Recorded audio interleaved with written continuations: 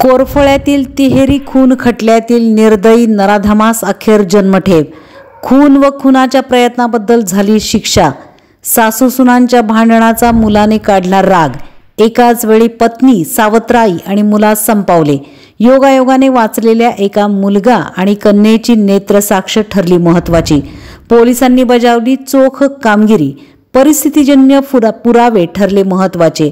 राग आणि भीक माग या म्हणीची झाली प्रचिती। नराधमाने कुटुंब संपवताना मुलगा व मुलीला केले अनाथ निराधार।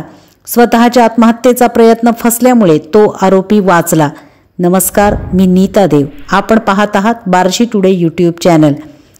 एका काळीज हेलकावून टाकणाऱ्या आणि बार्शी तालुक्यामध्ये चर्चेचा विषय झालेल्या तिहेरी खून खटल्याचा अखेर निकाल लागला आहे। सासू सुनेची भांडणे आणि त्यातून मुलाच्या मनात निर्माण झालेल्या राग किती हकनाक बळी घेऊ शकतो आणि कुटुंब संपवू शकतो याचं उदाहरण म्हणून या खटल्याकडे पाहावं लागेल। या खटल्याची हकीकत अशी की बार्शी तालुक्यातील कोरफळे येथील आरोपी अनिरुद्ध व्यंकट बर्डे याने त्याच्या घरी सतत होत असलेल्या बायको व सावत्र आईच्या भांडणाला कंटाळून दिनांक 9 फेब्रुवारी 2017 रोजी पहाटे 3 वाजण्याच्या सुमारास घरी झोपलेल्या सावत्र आई सखुबाई व मुलगा सुदर्शन यांना हातोड्याने मारून जागीच ठार केले। त्याची पत्नी रेश्मा हिच्या पोटात कुकरीने मारून कुकरी फिरवून बाहेर ओढून काढून गंभीर जखमी करून तिच्या अंगावर रॉकेल टाकून पेटवून दिले।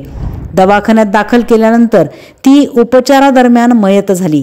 तसेच मुलगा अविनाश व मुलगी प्रतीक्षा यांनाही कुकरीने मारून जखमी केले। त्यानंतर स्वतःच्या अंगावर रॉकेल ओतून पेटवून घेऊन आत्महत्या करण्याचा प्रयत्न केला।